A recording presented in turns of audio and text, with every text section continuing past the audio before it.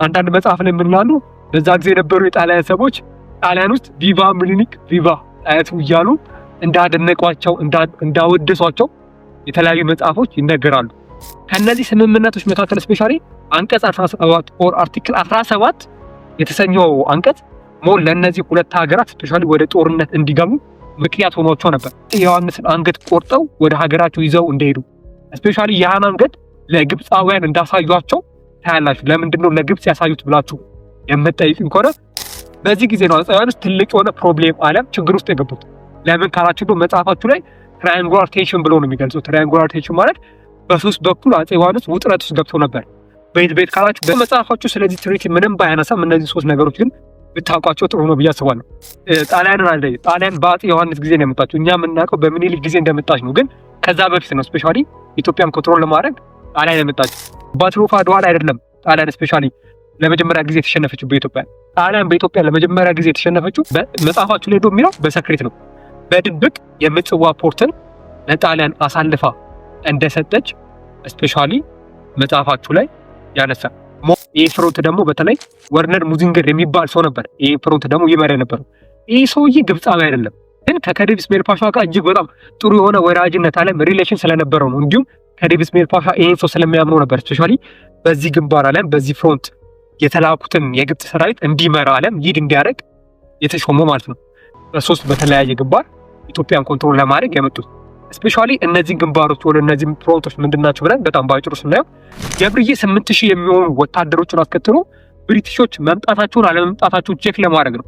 ምን ያህል ቁጥር አላቸው የሚለውን ነገር ቼክ ለማድረግ ስፔሻሊ ወደ ሌላ ቦታ ሄደው ነበር። ብሪቲሽ መጣቸው አልመጣች የሚለውን ነገር ቼክ ለማድረግ ነው እንጂ ለመዋጋት አይደለም። ገብርዬ የተባለው ጀነራል ወደ እንግሊዝ ወዳሉበት ቦታ ሄደው በዚህ መልእክት አፄ ቴዎድሮስ እንዳልተደሰተ ተመለከታላችሁ። ሰላም ሰዎች እንዴት ናችሁ? ሁሉ ሰላም፣ ሁሉ መልካም። ዛሬ እንድናየው የፈለኩት ቶፒክ ስፔሻሊ ካነበብኩት ኦር ከተረዳሁት ኢንትሮ ላይ ራሱ ካያችሁት ከተረዳሁት ነው የሚለው አንብቤ ከተረዳሁት እኔ አንደርስታንድ ካረኩት ቶፒኮች መካከል ግሬድ 10 ዩኒቨርሲቲ ውስጥ ከሚካተቱ ቶፒኮች መካከል አንዱ የሆነውን 3.3 እኔ አንብቤ አንደርስታንድ ካረኩት አለ ከተረዳሁት እስቲ የሆነ ነገር ይበላችሁ። አብዛኞቻችሁ ተማሪዎች ከዚህ በፊት ፈተና አለኝ ብላችሁ ነግራችሁ ነበርና ምናልባት ለእናንተም ይጠቅማል ብዬ አስባለሁ። ስለዚህ እስቲ ይሄ ቶፒክ እኔ አንደርስታንድ ካረኩትና ከተረዳሁት የማካፈላችሁ አለም ሼር ማድረግላችሁ ነው።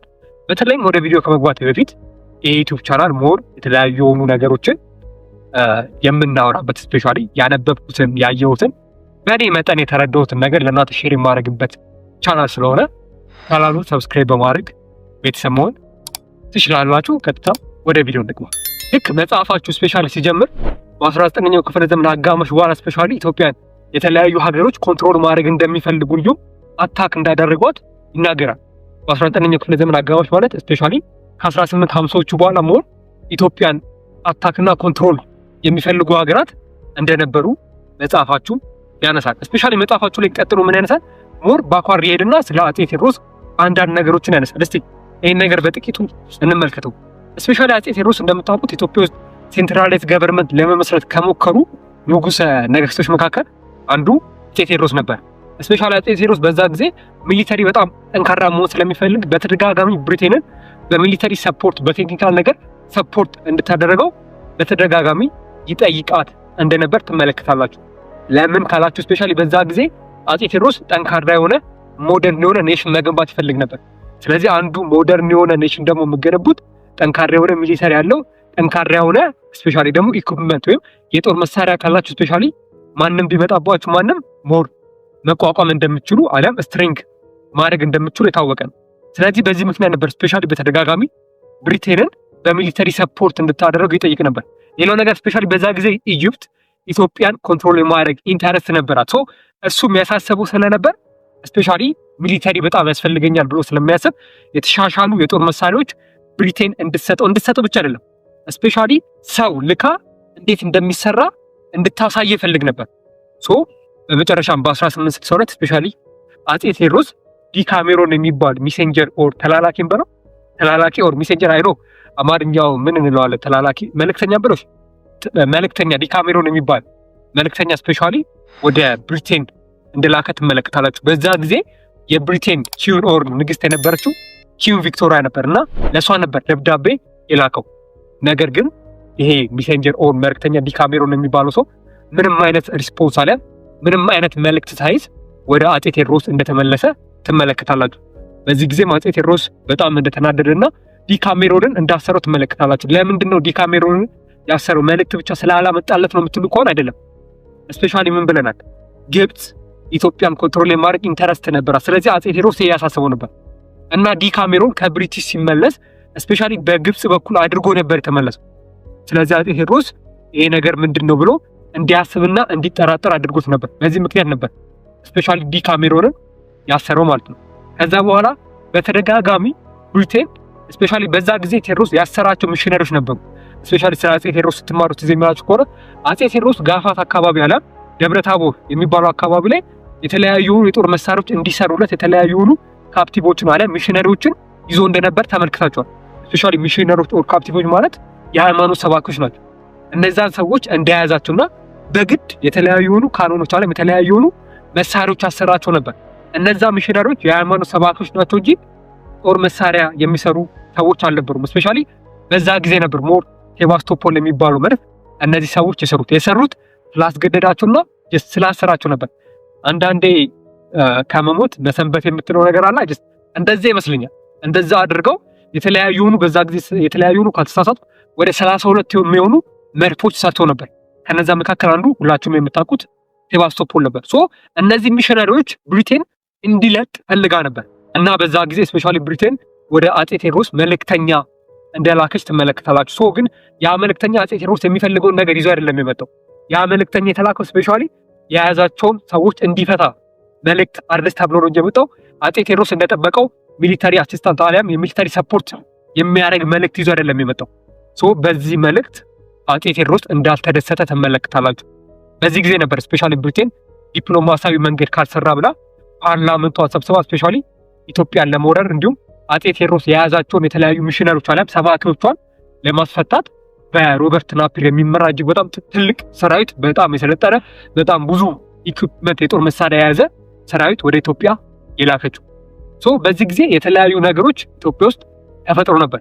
በተለይም በ1867 አካባቢ ነበር ብሪቲሽ ስፔሻሊ የጦር ኃይሏን በሙሉ በሮበርት ናፒር እያስመራች ወደ ኢትዮጵያ የላከችው። በዚህ ጊዜ የአፄ ቴዎድሮስ የቀኝ እጅ የሚባለው አለ በዛ ጊዜ የአፄ ቴዎድሮስ ጀነራል የሚባለው ገብርዬ ነበር። ገብርዬ 8000 የሚሆኑ ወታደሮችን አስከትሎ ብሪቲሾች መምጣታቸውን አለመምጣታቸውን ቼክ ለማድረግ ነው። ምን ያህል ቁጥር አላቸው የሚለውን ነገር ቼክ ለማድረግ ስፔሻሊ ወደ ሌላ ቦታ ሄደው ነበር። ብሪቲሽ መጣች አልመጣች የሚለውን ነገር ቼክ ለማድረግ ነው እንጂ ለመዋጋት አይደለም። ገብርዬ የተባለው ጀነራል ወደ እንግሊዝ ወዳሉበት ቦታ ሄደው ስፔሻሊ እንግሊዞች ምን ያህል ቁጥር አላቸው፣ ምን አይነት መሳሪያ ይዟል፣ ስፔሻሊ ገቡ አልገቡ የሚለውን ነገር ቼክ ለማድረግ ብቻ ነበር። በተለይም አፄ ቴዎድሮስ ልኮት ወደ እንግሊዝ ገባቸው ወደ ተባለው አካባቢ ሄደው ግን እዛ አካባቢ ላይ ሲደርሱ ሊትራሊ እንግሊዝ ወደ ዲፕስት ወደ ኢትዮጵያ ፓርት እንደገባች ይመለከታሉ። በዛው ላይ በባትል ኦፍ አሮጌሌ በተደረገ ጦርነት ሊትራሊ ብሪቲሽ በገብርዬ የሚመራውን የቴዎድሮስ ጦር ሊትራሊ እንዳሸነፈች ታያላችሁ። ስፔሻሊ በዚህ ጊዜ ነበር አፄ ቴዎድሮስ ሚሽነሪዎቹን ኦር ካፕቲቮቹን ካሰረበት ቦታ የለቀቃቸው። ነገር ግን ይሄ የረፈደ ውሳኔ ነበር። ቢኮዝ ብሪቲሽ ከዛ ድረስ መጥተዋል። ስፔሻሊ 8000 የሚሆኑ የአፄ ቴዎድሮስን ሰራዊት አሸንፏል። የቀራቸው አፄ ቴዎድሮስ ነው። በመጨረሻ በ1868 በባትል ኦፍ መቅደላ ላይ በተደረገ ጦርነት ሊትራሊ አሁንም የአፄ ቴዎድሮስ ሰራዊትን እንግሊዞች ማሸነፋቸውን ትመለከታላችሁ። በዚህ ጊዜ አፄ ቴዎድሮስ እጄን ለእንግሊዝ አልሰጥም በማለት ራሳቸውን እንዳጠፉም ትመለከታላችሁ። ግን ለምንድነው አፄ ቴዎድሮስ ራሳቸውን ያጠፉት ብለን በምንመለከትበት ጊዜ ስፔሻሊ መቅደላ አካባቢ የሚዋጉበት የተለያዩ ምሽጎች አሉ። ስፔሻሊ በተለያዩ ዶክመንተሪዎች ላይ የምታዩ ከሆነ አላውቅም፣ ብቻ ጦርነት ሲደረግ ምሽጎች አሉ። እነዛ ምሽጎች ሊትራሊ በብሪቴን ኦር በእንግሊዝ ወታደሮች ሊትራሊ ዲፊት እንደተደረጉ ዲፊት ማለት ይከብዳል። ብቻ ሊትራሊ እነዛ ምሽጎች ኢትዮጵያኖች የሚዋጉበት ምሽጎች ሊትራሊ እንደፈራረሱ በእሳት እንደጋዩ ተመልክቶ ነበር። ከምንም በላይ ደግሞ በዛ ጊዜ የነበረው የአፄ ቴዎድሮስ የወታደር ቁጥር ሞር እያነሰ ኦር እየመነመነ ስለነበር እጄን ለእንግሊዝ ከምሰጥ ብለው ራሳቸውን መቅደላ ላይ ሱሳይድ እንዳደረጉ አለ እንዳጠፉ ትመለከታላችሁ። ግን እንግሊዝ እንዴት ነው ይሄን ያህል ወደ ኢትዮጵያ ዲፕስት ልገባ የቻለችው ብለን በምንመለከትበት ጊዜ አንድ ሪዝን አለ። እሱም ካሳ መርጫ አለም አፄ ዮሐንስ ነው። እዚህ የሚላችሁ ከሆነ ስፔሻሊ አፄ ቴዎድሮስ እጅግ በጣም ብዙ የሆኑ ሪጂናል ሎርዶች እንደሚቃወሟቸው ተመልክተን ነበር ከዚህ በፊት አይ ቲንክ በቲክቶክ ላይ ነገር ተናግሬዋለሁ መሰለኝና እና በዛ ጊዜ ካሳ መርጫ ስፔሻሊ ብሪቲሾች ሲመጡ አለም የእንግሊዝ ወታደሮች ሲመጣ አቅጣጫ እንዳሳያቸው አለም ዳይሬክሽን እንደጠቆማቸው መጽሐፋችሁ ላይ ተጽፏል። ስፔሻሊ ይህን ስላደረገላቸው ለካሳ መርጫ አለም አጼ ዮሐንስ ተብሎ ለሚጠራው ሰው ስፔሻሊ አጼ ዮሐንስ የተባለው ኢምፔሪየር ከሆነ በኋላ ነው። ስለዚህ ለካሳ መርጫ የተለያዩ የሆኑ የሚሊተሪ ሰፖርት እንዳደረገ እንግሊዞች እንዳደረጉ ተመለከታላችሁ። ስለዚህ እንግሊዞች ስፔሻሊ ዳይሬክሽን አለም አቅጣጫ የጠቆማቸው ካሳ መርጫ ነበር ማለት ነው። ሶ በባትል ኦፍ መቅደላ ቴዎድሮስ ራሱን ካጠፋው በኋላ እንግሊዞች የሚይዙትን ይዘው ነበር ሊተራሪ ቀጥታ ከኢትዮጵያ የወጡት እንጂ ምንም ኢትዮጵያ ውስጥ አልቆዩም ነበር። ነገር ግን ይሄ ነገር ስፔሻሊ ሌላ ሀገርን የተለየ እሳቤ ውስጥ አለም የተለየ ፐርስፔክቲቭ ውስጥ የከተተ ጦርነት አለም ባትል ነበር። ስፔሻሊ ከዚህ ባትል ኦር ከዚህ ጦርነት በኋላ ነበር ሊተራሊ ኢጂፕት ኢትዮጵያ ላይ ያላት ኢንተረስት ሞር እየጨመረ እያደገ የወጣው። ቅድም ምን ብለናል? ኢጂፕት ስፔሻሊ ኢትዮጵያን ኮንትሮል ማድረግ እንደምትፈልግ ተናግረን ነበርና ከጊዜ በኋላ በተለይም አጼ ቴዎድሮስ ከተሸነፈ በኋላ ይሄ ፍላጎቷ ግብጽ ሞር እያደረ በጣም እየባሰ ኦር ኢንተረስቷ እየጨመረ መምጣቱን ተመለከታላችሁ። ለምን ካላችሁ ቢኮዝ ብሪቴን ከአውሮፓ ድረስ መጣ ስፔሻሊ አጼ ቴዎድሮስን አሸንፋ። አጼ ቴዎድሮስን ማሸነፍ ብቻ አይደለም ስፔሻሊ አጼ ቴዎድሮስ በዛ ጊዜ ራሱን አጥፍቶ ነበር። ሚሽነሪዎቿን አስለቅቃ ሄዳ ነበር። ስለዚህ የኢትዮጵያን ድንበር ጥሳ በዛ ጊዜ የነበሩ ንጉሰ ነገስት ማሸነፍ ችላ ነበር። ሄድ ከአውሮፓ ድረስ መጣ። ስለዚህ በዛ ጊዜ ግብፅን ያስተዳድር የነበረው ሰው ሁላችሁም እንደምታውቁት ከዲብ እስማኤል ፓሻ ነበር። ስለዚህ ከዲብ እስማኤል ፓሻ ሞር ኢትዮጵያን ኮንትሮል ማድረግ ስለሚፈልግ ስፔሻሊ ሶ ብሪቲሽ ከዛ ድረስ መጥታ ኢትዮጵያን ኮንትሮል ማድረግ እየቻለች ኮንትሮል ሳታረጋት ሄደች። እኛ እዚሁ አፍሪካ ያለ ነው ቅርብ ያለ ነው ሀገር ብንሞክራት ኢትዮጵያን ኮንትሮል እናደርጋት እንችላለን ብሎ ያስብ ነበር። ስፔሻሊ ደግሞ ከዲብ እስማኤል ፓሻ በኖርት ኢስት አፍሪካ አካባቢ ያሉትንና ኢትዮጵያን ጭምር መግዛት ይፈልግ ነበር። ከምንም በላይ ደግሞ ኢትዮጵያን ኮንትሮል አድርጎ የናይል አለም የአባይ መነሻን ኦር የአባይ ስታርት ሪሶርስ የሆነውን ነገር ራሱ ኮንትሮል ማድረግ እንደሚፈልግ የአባይ መነሻን መቆጣጠር እንደሚፈልግ ኢትዮጵያን መቆጣጠር እንደሚፈልግ ታያላችሁ። ስፔሻሊ በዚህ ጊዜ ነበር በ1875 ሊትራሊ ከዲብ እስማኤል ፓሻ በተለያዩ 3 ግንባሮች ኢትዮጵያን ኮንትሮል እንዲያደርጉ ሰራዊቱን የላከው። ስፔሻሊ ለእነዚህ ሰራዊት ደግሞ በ3 በኩል የተከፋፈሉ ሰራዊት የራሳቸው የሆነ መሪ አለም የራሳቸው የሆነ ሊደር መድቦላቸው ነበር። በ3 በተለያየ ግንባር ኢትዮጵያን ኮንትሮል ለማድረግ የመጡት። ስፔሻሊ እነዚህ ግንባሮች ወደ እነዚህ ፍሮንቶች ምንድናቸው ብለን በጣም ባጭሩ ስናየው የመጀመሪያው ፍሮንት የዜላ ፍሮንት ይባላል። ሁለተኛው ፍሮንት የታጁራ አሊያም የጅቡቲ ፍሮንት ይባላል። ሶስተኛ ፍሮንት ደግሞ ስፔሻሊ የምጽዋ ፍሮንት እየተባለ ይጠራል። በእነዚህ ፍሮንት የመጡ የተለያዩ የሆኑ የግብጽ ሰራዊት እንዲሁም እነዚህ ሰራዊት ሊድ የሚያደርጉ አለ የሚመሩ የተለያዩ የሆኑ ሰዎች እንደነበሩ ትመለከታላችሁ። ለምሳሌ የዜላ ፍሮንትን እንኳን በምንመለከትበት ጊዜ የዜላ ፍሮንት ይመራ የነበረው ስፔሻሊ ስሙን ከተሳሳትኩ ታርሙኛላችሁ በመሐመድ ሮፍ ፓሻ ነበር የዜላ ፍሮንት ይመራ የነበረው። ስፔሻሊ ይህ ፍሮንት ከሌሎቹ ፍሮንት ይልቅ ሰክሰስፉል ነበር ለማለት ይቻላል። ቢኮዝ በዚህ ፍሮንት አለ በዚህ ግንባር የመጣው የግብጽ ሰራዊት ሊትራሊ በዜላ በኩል አቆራርጦ ሀረርን ሙሉ ለሙሉ ኮንትሮል ማድረግ እንደቻለ እንዲሁም ሀረር ላይ ካልተሳሳትኩ ለ10 ዓመታት ያህል መቆየት እንደቻለ ትመለከታላችሁ። ስፔሻሊ ከ1875 እስከ 1885 በዜላ በኩል የመጣው ስፔሻሊ መሐመድ ራቲብ ፓሻ የመራው ሰራዊት ሀረር ድረስ መግባት እንደቻለና ሀረር ላይ ለ10 ዓመታት መቀመጥ እንደቻለ ትመለከታላችሁ። ሁለተኛው ደግሞ ስፔሻሊ የታጁራ አለም በተለምዶ የጅቡቲ ግንባር አለም ፍሮንት እየተባለ ይጠራል። ይህ ፍሮንት ደግሞ በተለይ ወርነር ሙዚንገር የሚባል ሰው ነበር ይህ ፍሮንት ደግሞ ይመራ ነበር። ይህ ሰውዬ ግብፃዊ አይደለም፣ ግን ከዲብ እስማኤል ፓሻ ጋር እጅግ በጣም ጥሩ የሆነ ወዳጅነት አለም ሪሌሽን ስለነበረው ነው። እንዲሁም ከዲብ እስማኤል ፓሻ ይህን ሰው ስለሚያምነው ነበር ስፔሻሊ በዚህ ግንባር አለም በዚህ ፍሮንት የተላኩትን የግብጽ ሰራዊት እንዲመራ አለም ሊድ እንዲያደርግ የተሾመ ማለት ነው። ነገር ግን አንሰክሰስፉል የነበረ ፍሮንት ስፔሻሊ ታጁራ አለም የጅቡቲ ፍሮንት ነበር። ለምን ካላችሁ ስፔሻሊ በዚህ ፍሮንት አለም በዚህ ግንባር የመጣው የግብጽ ሰራዊት ሊትራሊ ከሩቅ ነበር እዛው በአፋር ማህበረሰቦች አለም በአፋር ፒፕሎች ተመቶ ወደኋላ እንዲመለስ እንዲሁም ዲፊት የተደረገው ማለት ነው። ሶስተኛው ደግሞ የምጽዋ ፍሮንት ብለናል። ስፔሻሊ የምጽዋ ፍሮንት ትንሽ ከሁለት ፍሮንቶች ጠጠር ያለ ፍሮንት ነበር ለማለት ይቻላል። ቢኮዝ ካላዙ ስፔሻሊ በዚህ ፍሮንት የመጡት 2000 የሚሆኑ የግብጽ ሰራዊት ሰው ስፔሻሊ እነዚህ 2000 የሚሆኑ የግብጽ ሰራዊት ሊትራሊ በጣም የታጠቁ የሰለጠኑ ሰራዊት ነበሩ። ስፔሻሊ ደግሞ እነዚህ ሰራዊት ይመሯቸው የነበሩ የደች ኮሎኔሎች ነበሩ። አንደኛው ኮሎኔል ስፔሻሊ አደንድረፍ ይባላል። ሁለተኛው ደግሞ አርክቤ የተባሉ የደች ኮሎኔሎች ይሄን በዚህ ፍሮንት የመጣውን የግብጽ ሰራዊት እየመሩ እንደመጡ ተመለከታላችሁ። ሶ ፋይናሊ በባቱለፍ ተደረገ ጦርነት ሊትራሊ ሙሉ ለሙሉ በሚባል ደረጃ የኢትዮጵያ ሰራዊት በአፄ ዮሐንስና በጀነራል ራስ አሉላ እየተመራ ይሄን በምጽዋ በኩል የመጣውን ሰራዊት ሊትራሊ ዲፊት እንዳደረገ ዓለም እንዳሸነፈ ትመለከታላችሁ። ነገር ግን ይለና ስፔሻሊ መጽሐፋችሁ ላይ ከታች ካነበባችሁ ታላቅምና ከአንድ ዓመት በኋላ ማለትም በ1875 ነበር ይሄ የሆነው። በ1876 ድጋሜ ኢጅፕት ሰራዊቷን ዓለም ወታደሮቿን ኢትዮጵያን ኮንትሮል ለማድረግ እንደላከች ትመለከታላችሁ። ሶ ይሄንም በባትል ኦፍ ካልተሳሳትኩ አሁንም ኢትዮጵያ ግብፅን እንዳሸነፈቻት ትመለከታላችሁ። ሶ ስለዚህ የግብፅ አታክ ኦር ግብፅ ኢትዮጵያን ኮንትሮል ለማድረግ የሄደችበት ሌቨል ሊተራሊ አንሰክሰስፉል አሊያም የከሸፈ እንደሆነ መጽሐፋችሁ ይናገራል። እስፔሻሊ ከዚህ ጊዜ በኋላ ነበር ጣሊያን አለው እያለች ወደ ሆርን ኦፍ አፍሪካ ላይ ወደ ኢትዮጵያ ሞር መግባት የጀመረችው። ግን እዚህ ጋር አንድ ነገር ማየት አለብን።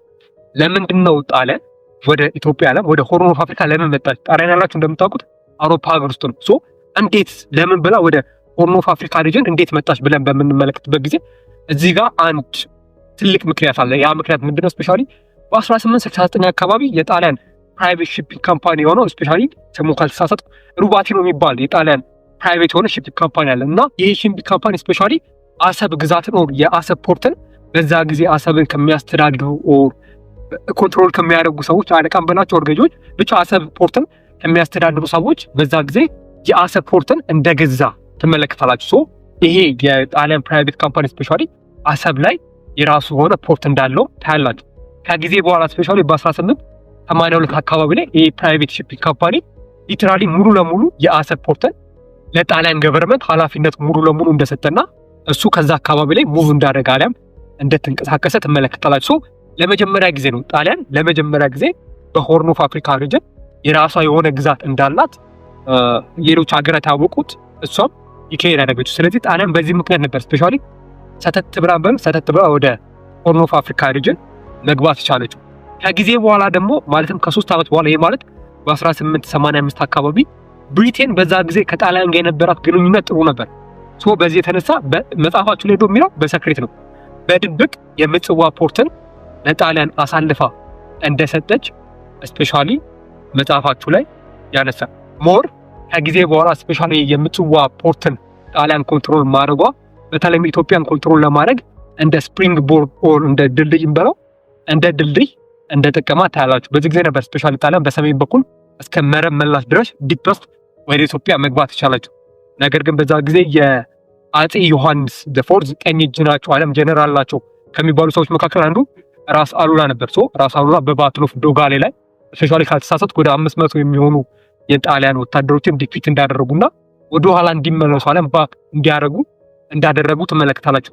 እዚህ ጋር ለመጀመሪያ ጊዜ ነው ስፔሻሊ ጣሊያን ወደ ሆርን ኦፍ አፍሪካ መጣ። ለመጀመሪያ ጊዜ በባትል ኦፍ ዶጋሌ ላይ የተሸነፈችው ለመጀመሪያ ጊዜ። ሶ መጽሐፋችሁ ላይ የሚለው እንደዛ ነው። የባትል ኦፍ አድዋ ላይ አይደለም ጣሊያን ስፔሻሊ ለመጀመሪያ ጊዜ የተሸነፈችው በኢትዮጵያ። ጣሊያን በኢትዮጵያ ለመጀመሪያ ጊዜ የተሸነፈችው ስፔሻሊ በ1885 አካባቢ በባትል ኦፍ ዶጋሌ ላይ ነበር። ስፔሻሊ ጀነራል ራስ አሉላ ነበር የጣሊያን ትሮፖችን መብረቃዊ ጥቃት የሚባለው ሰው እንደዛ ነገር አድርገው ወደ ኋላ ባክ እንዲሉ አለም ድጋሜ እንዲወጡ ያደረጉት ማለት ነው። ነገር ግን ይሄ ነገር በባትል ኦፍ ዶጋሌ ጣሊያን ብትሸነፍም ጣሊያን አሁንም ኢትዮጵያን ኮንትሮል የማድረግ ኢንተረስቷ አለም ፍላጎቷ እንዳልቀነሰ አለም እንዳልሞተ ትመለከታላችሁ። ስፔሻሊ ይህን ነገር በደንብ ወደ በኋላ የምንመለከተው አለም የምናነሳው ይሆናል። ስፔሻሊ ይህን ቶፒክ ትንሽ ለየት ቢያደርገው ብዬ ማስበው እኔ በአፄ ዮሐንስ ዘፎርዝ ጊዜ ስፔሻሊ በደንብ የሚባሉ አለም የተለያዩ ሀገራት ኢትዮጵያን ኮንትሮል ለማድረግ አለም አታክ ለማድረግ የመጡት በአፄ ዮሐንስ ጊዜ ነበር። ስፔሻሊ ማንን አየነው? ለምሳሌ ስፔሻሊ ግብፅን አየን። ግብፅ በአፄ ዮሐንስ ጊዜ ነበር የመጣችው። ጣሊያንን አለ ጣሊያን በአፄ ዮሐንስ ጊዜ ነው የመጣችው። እኛ የምናውቀው በምኒልክ ጊዜ እንደመጣች ነው፣ ግን ከዛ በፊት ነው ስፔሻሊ ኢትዮጵያን ኮንትሮል ለማድረግ ጣሊያን የመጣችው። ቀጥሎ ደግሞ የመጣው ማህዲስት ነው። ማህዲስትም የመጣው በአፄ ዮሐንስ ኢራ ጊዜ አለ አፄ ዮሐንስ ኢምፔሪየር በነበሩበት ጊዜ ነበር። ለዚህ ነው ስፔሻሊ አፄ ዮሐንስ ስፔሻሊ በንግስናቸው ዘመን ከተለያዩ ሀገራት ጋር ተዋግተዋል። እንደ አፄ ዮሐንስ ኢራ የተለያዩ ሀገራት ኢትዮጵያን ኮንትሮል ለማድረግ አለ አታክ ለማድረግ አልመጡም ተብሎ የሚነገረው። ስፔሻሊ ከጣሊያን ድል በኋላ አለ ጣሊያን በባትል ኦፍ ዶጋሌ ከተሸነፈች በኋላ ቀጣዩ ኢትዮጵያን አታክ ለማድረግ የመጣው ማህዲስቶች አሊያም ሱዳኖች ነበሩ። ግን ለምንድን ነው ከማህዲስት ጋር አሊያም ከሱዳን ጋር ለምን ግጭት ውስጥ ገባን ብለን በምንመለከትበት ጊዜ አንድ ምክንያት አለ። እሱ ምንድነው? ስፔሻሊ በዛ ጊዜ ሞር ማህዲስትና ኢጅፕት ያላቸው ሪሌሽን ጥሩ አይደለም። በእኛ ጊዜ አማርኛ ይጎራበጣሉ እንበላችሁ ይጎራበጡ ነበር። ጥሩ የሆነ ሪሌሽን አለ፣ ጥሩ የሆነ ግንኙነት እንዳልነበራቸው ታዩ ነበር። ስፔሻሊ ሱዳናውያን ኦር መሐዲስቶች ግብጾችን በጣም እንደሚጠሏቸው ታዩ ነበር። በተለይም ሱዳን ውስጥ የሚገኙ አንዳንድ የግብጽ ወታደሮች ነበሩ እና እነዚህ የግብጽ ወታደሮች ሊተራሊ በመሐዲስቶች ላይ በሱዳናውያን ተከበው እንደነበር ለአጣካለ ምድረማ ለመሞት የሚባለው ብቻ ሱዳናውያን እነዚህን የግብጽ ወታደሮች ለማጥቃት ኦልሞስት ተዘጋጅተው ነበር። እነዛ የግብጽ ወታደሮች መውጫ አጡ ነበር። ለምን ካላችሁ በሱዳናውያን ኦር በመሐዲስቶች ተከበው ነበር። ግን አንድ መውጫ በር ነበር። እሱም ማናት? ኢትዮጵያ። ስፔሻሊ በኢትዮጵያ አድርገው የግብጽ ወታደሮች ወደ ሀገራቸው መሄድ እንደሚችሉና ሊተራሊ ከከበባው ውስጥ መውጣት እንደሚችሉ ያውቁ ነበር። ሶ ይሄን የተመለከተችው ብሪቴን ስፔሻሊ ግብጽን በመወከል ከኢትዮጵያ ጋር አንድ ትሪቲ እንደተፈራረመች ታያላችሁ። እሱ ትሪቲ በተለይም ህይወት ትሪቲ የተባለ ይጠራል። ለምንድነው ህይወት ትሪቲ የተባለው ብለን በምንመለከትበት ጊዜ ስፔሻሊ ግብጽን በመወከል ከኢትዮጵያ ጋር የተፈራረመው እንግሊዛዊው ዓለም ብሪቴናዊ ሰው አድሚራል ህይወት ይባላል። ሶ በሱ ስም ነው የተሰየመ ይባላል። ይሄ ትሪቲ አት ዘ ሴም ታይም ስፔሻሊ የአድዋ ትሪቲ እየተባለ ይነገርለት ነበር። ሶ መጽሐፋችሁ ስለዚህ ትሪቲ ምንም ባያነሳም እነዚህ ሶስት ነገሮች ግን ብታውቋቸው ጥሩ ነው ብዬ አስባለሁ። የመጀመሪያው ነገር በተለይም ኢትዮጵያ በራሷ ድንበር በኩል አድርጋ የግብጽን ወታደሮች ማስወጣት እንዳለባት፣ ይህን ካደረገች በተለይም ኢትዮጵያ ፖርት ኦፍ ምጽዋን ፍሪ አክሰስ ማድረግ እንደምትችል፣ ከዛ በተጨማሪም ስፔሻሊ በዛ ጊዜ በግብጽ የተያዙባትን አለ የተወሰዱባትን ቦታዎች ግብጽ ድጋሜ የኢትዮጵያ እንደምትመልስ ይህ ትሪቲ ስፔሻሊ በደንብ አድርጎ ይገልጽ ነበር። ሶ በዚህ ትሪቲ አፄ ዮሐንስ ተስማምቶ ነበር። ትሪቲውን አሊያም ውሉንም ፈርሞ ነበር። በዚህ ጊዜ ነበር አሊያም በዚህ ቅጽበት ነበር ሊተራሊ በኢትዮጵያና በመሐዲስቶች ኦር በሱዳናውያን በቃ ግልጽ የሆነ ጦርነት የተጀመረው። ለምን ካላችሁ ሱዳናውያን ኦር መሐዲስቶች በዛ ጊዜ ምንድነው ያሰቡት? ሶ እኛ ግብጽን እዚህ ይዘናል፣ ለካ ኢትዮጵያ የግብጽ አጋር ናት የሚል እሳቤ አሊያም ቪዥዋላይዝ ኢሜጅ ተሰሩባቸው ነበር ሊተራሊ። ከዛ ጊዜ በኋላ ነው መሐዲስቶች ቀንደኛ ጠላታችን ኢትዮጵያ ናት ብለው ያወጁት አሊያም የፈረጁት። ከዚህ በኋላ ነው ከ1885 እስከ 1889 ድረስ የተለያዩ የሆኑ በመሐዲስቶችና በኢትዮጵያ መካከል ጦርነት እንደተደረገ ታያላችሁ። ስፔሻሊ የመጀመሪያው ጦርነት በ1885 በባትል ኦፍ ኩፊት ላይ የተደረገው ጦርነት ነበር። በዚህ ጦርነት እንደተለመደው ኢትዮጵያ መሐዲስቶችን ኦር ሱዳናውያንን አሸንፋ ነበር። ስፔሻሊ በጀነራል ራስ አሉላ እየተመራ ነበር በኩፊት ላይ ሱዳናውያንን ኦር መሐዲስቶችን ማሸነፍ የቻለችው። ከዚህ ጊዜ በኋላ ግን ዙሩ እየከረረ አሊያም በሁለቱ ሀገራት መካከል ያለው ሪሌሽን በጣም እየተካረረ እየሄደ ትመለከታላችሁ። በተለይም ከ1885 በኋላ ሞር ትሮፍ ኩፊት ኢትዮጵያ ካሸነፈች በኋላ በሰሜን በኩል ጣሊያን መጣው እያለ የነበረበት ጊዜ ነበር። ስፔሻሊ በዚህ ጊዜ ነበር አፄ ዮሐንስ በሰሜን በኩል ያሉ ግዛቶቻቸውን ቼክ ለማድረግ ወደ ሰሜን አካባቢ ሄዱት። በዚህ ጊዜ መሐዲስቶች ኢንዲፕሊ ወደ ኢትዮጵያ በመግባት ብዙ ዲስትራክሽን እና ብዙ ነገሮችን ዲስትሮይ አድርገው እንደወጡ ትገነዘባላችሁ ኦር ታያላችሁ። እንደውም መጽሐፋችሁ ላይ ቤተክርስቲያናትን እንዳቃጠሉ እንዳወደሙ ካህናትን ኦር አገልጋዮችን ራሱ በዛ ጊዜ ገለው ተመልሰው ወደ ሱዳን እንደገቡ ትመለከታላችሁ። በዚህ ጊዜ ነበር አፄ ዮሐንስ ስፔሻሊ በዛ ጊዜ ንጉስ ከነበሩ ሰዎች መካከል ንጉስ ተክለ ሃይማኖት ነው። አፄ ዮሐንስ ንጉሰ ነገስት ነው። ከንጉሶቹ መካከል ደግሞ ንጉስ ተክለ ሃይማኖት፣ ንጉስ ሚኒሊክ በዛ ጊዜ ይጠቀሳሉ። ከእነዚህ ሰዎች መካከል አንዱ ንጉስ ተክለ ሃይማኖት ነው። ንጉስ ተክለ ሃይማኖት የጎጃም አስተዳዳሪ አሊያም ገዢ ነበር። ይህም ባዩ ጊዜ ነበር መሐዲስቶች ኢንዲፕሊ ገብተው ብዙ ነገሮችን አጥፍተው ስለተመለሱ ምናልባት መሐዲስቶች ድጋሚ ከመጡ በሚል ለተክለ ሃይማኖት ኃላፊነት አለ ሪስፖንሲቢሊቲ የሰጡት ከመጡ እንዲዋጉ መሐዲስቶችን ድጋሚ እንዲያስመልሳቸው ማለት ነው። ጊዜም በኋላ አፄ ዮሐንስ ያሰቡትም አልቀረም። በ1889 በባትል ኦፍ ሳውላሃ ላይ በተደረገ ጦርነት መሐዲስቶች የተክለ ሃይማኖትን ጦር ሊተራሊ ዲፊት እንዳደረጉት አለ እንዳሸነፉት ትመለከታላችሁ። በዛ ጊዜ ስሙን ካልተሳሳትኩ መሐዲስቶችን ይመራ አለ መሐዲስቶችን ሊድ ያደርግ የነበረው ሰው አቡ አንጃ ይባል ነበር። ስፔሻሊ መሐዲስቶች በአቡ አንጃ እየተመሩ የተክለ ሃይማኖትን ጦር ሊተራሊ እንዳሸነፉት ትመለከታላችሁ። በዚህ ጊዜ ነው አፄ ዮሐንስ ትልቅ የሆነ ፕሮብሌም አለም ችግር ውስጥ የገቡት። ለምን ካላችሁ ደግሞ መጽሐፋችሁ ላይ ትራያንጉላር ቴንሽን ብሎ ነው የሚገልጸው። ትራያንጉላር ቴንሽን ማለት በሶስት በኩል አፄ ዮሐንስ ውጥረት ውስጥ ገብተው ነበር። ቤት ካላችሁ በሰሜን በኩል ጣሊያን መጣው እያለ ነው። በዚህ በኩል ደግሞ ስፔሻሊ ሱዳኖች ኢንዲፕሊ ወደ ኢትዮጵያ ገብተው የተክለ ሃይማኖትን ጦር አሸንፏል። ያልታሰበ ደግሞ አንድ ችግር ነበር። ያ ችግር ኢንተርናል ችግር ነው። ያ ኢንተርናል ችግር ምንድነው ብለን በምንመለከትበት ጊዜ ስፔሻሊ በዛ ጊዜ ንጉስ ከነበሩ ሰዎች መካከል ሚኒሊክና ተክለ ሃይማኖት ነበሩ። ሚኒሊክና ተክለ ሃይማኖት ስፔሻሊ አፄ ዮሐንስን ፕሮተር ዳጌነስት እንዳደረጉት መቃወም እንደጀመሩ በዛ ጊዜ አፄ ዮሐንስ ላይ ማሴር እንደጀመሩ ተመለከታላችሁ። በዚህ ጊዜ አፄ ዮሐንስ በሶስት በኩል ውጥረት ውስጥ እንደገቡ ታያላችሁ። መጀመሪያ አፄ ዮሐንስ የወሰኑት የሰሜኑ የጣሊያን ይደርሳል። እነዚህ ንጉሶች እኔ የመሐዲስትን ኦር መሐዲስቶቹን ካስወጣው በኋላ ኦር ካሸነፍኩ በኋላ ስመለስ እናንተን እቀጣችኋለሁ ብሎ ሊትራሊ ማህዲስት ወዳሉበት ቦታ ማህዲስቶችን ሱዳናውያንን ሊዋጉ ሄዱት። ስፔሻሊ በ1889 በባትል ኦፍ መተማ በተደረገ ጦርነት ማህዲስቶች ድጋሜ ኢምፔሪየር ዮሐንስ የሚመራው ጦር ሊትራሊ እንዳሸነፉ ማሸነፍ ብቻ አይደለም፣ በዛ ጦርነት አጼ ዮሐንስን እንደገደሉ ትመለከታላችሁ። እንዲሁም አንዳንድ መጽሐፎች ላይ እንደ አፈ ታሪክ እንደ ኦራል ትራዲሽን ካያችሁ በዛ ጊዜ መግደል ብቻ አይደለም፣ አጼ ዮሐንስን አንገት ቆርጠው ወደ ሀገራቸው ይዘው እንደሄዱ ስፔሻሊ ያን አንገት ለግብፃውያን እንዳሳዩቸው ታያላችሁ። ለምንድነው ለግብፅ ያሳዩት ብላችሁ የምትጠይቁኝ ከሆነ ምን ብለናል? ስፔሻሊ በአጼ ዮሐንስ ጊዜ ግብፅ ሁለቴ መጣ፣ ሁለቴ ተሸንፋለች። ስለዚህ አጼ ዮሐንስ ግብፅን አሸንፈው ነበር ማለት ነው። ሶ መልእክቱ ምንድነው ለኢጅፕት ካላችሁ እናንተ ያሸነፋችሁ ንጉስ እኛ አሸንፈናል። ስለዚህ አዘንዶ በዘዴ እሱን ማሸነፍ ከቻልን እናንተን የማናሸንፍበት ምንም ምክንያት የለም የሚል ሚኒንግ ያለው ነገር እንደሰጡ ትመለከታላችሁ። በዚህ ጊዜም ሊተራሪ የአጼ ዮሐንስ ኢራ አሊያም ዘመን በ1889 እንዳበቃም ትመለከታላችሁ ማለት ነው። ግን አጼ ዮሐንስ ከሞተ በኋላ ምን ተፈጠረ የምትሉ ከሆነ ስፔሻሊ በ1889 አጼ ዮሐንስ ከሞተ በኋላ የአጼ ዮሐንስን ቦታ ኦር ወንበር የወሰደው አሊያም የኢትዮጵያ ንጉሠ ነገሥት ሆኖ የተሾመው ሰው አጼ ሚኒሊክ ዘሰከንድ ነበር። ስፔሻሊ እዚህ ጋር ብዙም አልቆይም፣ ይሄን ታሪክ ስለምታውቁት ቶሎ ቶሎ ነካ አድርጌው ለማለፍ ልሞክር። ስፔሻሊ አጼ ሚኒሊክ ወደ ንግስና ከመጡ በኋላ አጼ ሚኒሊክ የሸዋ ንጉስ እያሉ እንደምታስታውሱት ስፔሻሊ ከጣሊያን ጋር የነበራቸው ሪሌሽን ጥሩ ነበር። በተለይም በአጼ ዮሐንስ ጊዜ አጼ ሚኒሊክ የሸዋ ንጉስ ሆኖ ተሹሞ ነበር።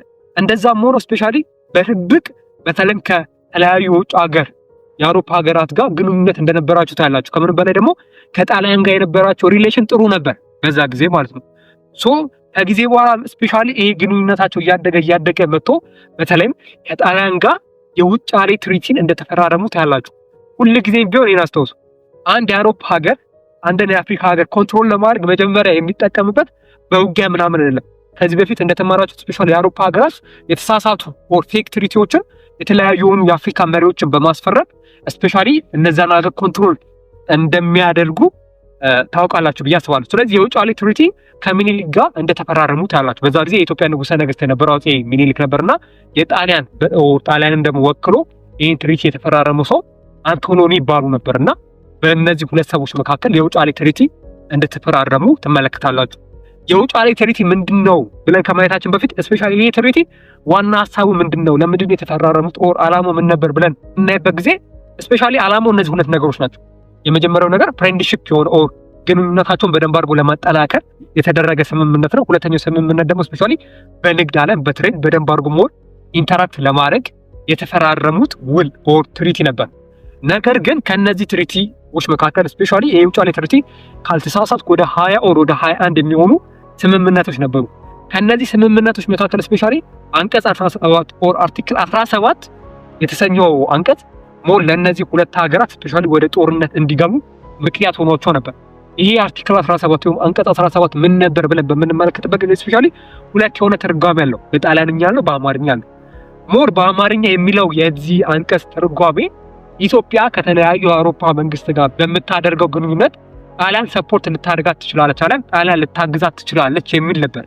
በጣሊያንኛ ግን የተተረጎመው ስዊች ሆነው ትርጓሜ ደግሞ የሚለው ስፔሻሊ ኢትዮጵያ ሌሎች የአውሮፓ ሀገራትን ኦር ከሌሎች የአውሮፓ ሀገራት ጋር ሪሌሽን ለመፍጠር ከፈለገች በጣሊያን በኩልና በጣሊያን በኩል ብቻ ነው መፈጸም የምትችለው የሚል አይነት ትርጓሜ ያለው አርቲክል ነበር። ስፔሻሊ ይሄ አርቲክል ስራ ላይ በእነዚህ ሁለት ሀገራት ማለትም ኢትዮጵያና ጣሊያንን ወደ ጦርነት እንዲገቡ አድርጓቸው ነበር። ስፔሻሊ ይሄን አርቲክል አጼ ሚኒሊክ ካወቁ በኋላ ሙሉ ለሙሉ ስምምነቱን ሪጀክት እንዳደረጉትና እንዳቆሙ ትመለከታላችሁ። ሶ በባትል ኦፍ አድዋ ላይ በተደረገ ጦርነት የኢትዮጵያ ጦር የጣሊያንን ጦር ሙሉ ለሙሉ እንዳሸነፈ ትመለከታላችሁ። ነገር ግን የባትል ኦፍ አድዋ ከመደረጉ በፊት ስፔሻሊ የባትል ኦፍ አባላጌላና የመቀሌ ጦርነቶች ላይ ስፔሻሊ ጣሊያን እንደተሸነፈች ታያላችሁ። ከነዚህ ሁለት ጦርነቶች በኋላ ነው ሞር ክሩሻል አለ በጣም ምንድነው ይባሉ ክሩሻል ኢናማሪክ አይ ዶንት ኖ ብቻ ተፈላጊ ነው ይባል ሞር በጣም ወሳኙ ባትል የነበረው ከዚህ ሁለት ባትል በኋላ የባትል ኦፍ አድዋ ነበር። በባትል ኦፍ አድዋ ላይ ሊትራሊ ኢትዮጵያ ጣሊያንን እንዳሸነፈች ትመለከታላችሁ። ድጋሜ በተከታታይ ጣሊያን በኢትዮጵያም እንደተሸነፈች ታያላችሁ። ከዚህ ባትል በኋላ ስፔሻሊ አዲስ አበባ ላይ የተለያዩ ትሪቲዎች ተደርገው ነበር። ስፔሻሊ ጣሊያን ራሷ ኢትዮጵያ ነፃ ሀገር መሆኗን አውጃ ነበር። ዓለም አምና ተቀብላ ነበር። ሌሎች ሀገራት እነ ብሪቴን፣ እነ ጀርመን፣ እነ ፈረንስና እነ ራሽያ ያሉ ሀገራት ስፔሻሊ የኢትዮጵያን ሶቨሬኒቲ ሙሉ ለሙሉ እንዳከበሩ የኢትዮጵያን ሉዓላዊነት ሙሉ ለሙሉ እንዳወጁ ትመለከታላችሁ። ስፔሻሊ በዛ ጊዜ ዓለም የባትል ኦፍ አድዋ ሪዛልቶች መካከል ዓለም ውጤቶች መካከል አንዱ በዛ ጊዜ የነበረው የጣሊያን መንግስት ሙሉ ለሙሉ ኮላፕስ እንዳደረገና ሪጀክት ዓለም ሪቡም በሌላ መንግስት እንደተተካ ትመለከታላችሁ። እንደውም አንዳንድ መጽሐፍ ላይ ምንላሉ በዛ ጊዜ የነበሩ የጣሊያን ሰዎች ጣሊያን ውስጥ ቪቫ ሚኒሊክ ቪቫ ጣይቱ እያሉ እንዳደነቋቸው እንዳወደሷቸው የተለያዩ መጽሐፎች ይነገራሉ። ከምንም በላይ ደግሞ ይሄ የአድዋ ድል ስፔሻሊ በዛ ጊዜ በቀኝ ግዛት ተይዘው ለነበሩ የአፍሪካ ሀገራት እንደምንበለው እንደ ብርሃን እንበለው ሞር እንደ ብርሃን ስፔሻሊ አውሮፓውያን መሸነፍ እንደሚችሉ ያሳየ ባትል ነበር ማለት ነው። እኔ ይህን ቶፒክ በዚህ መንገድ ተረድቼዋለሁ። ያላችሁን ሀሳብ አስተያየት ኮመንት ላይ አስፍሩልኝ። በኢንስታግራም፣ ቲክቶክ ኦር ዩቲዩብ ላይ ሁላችሁም የምትሰጡኝን መልእክት አሊያም ኮሜንት የማነበው ነው። ኔክስት በሌላ ቪዲዮ እንገናኛለን። እስከዛው ድረስ ቸር ሰንብቱ።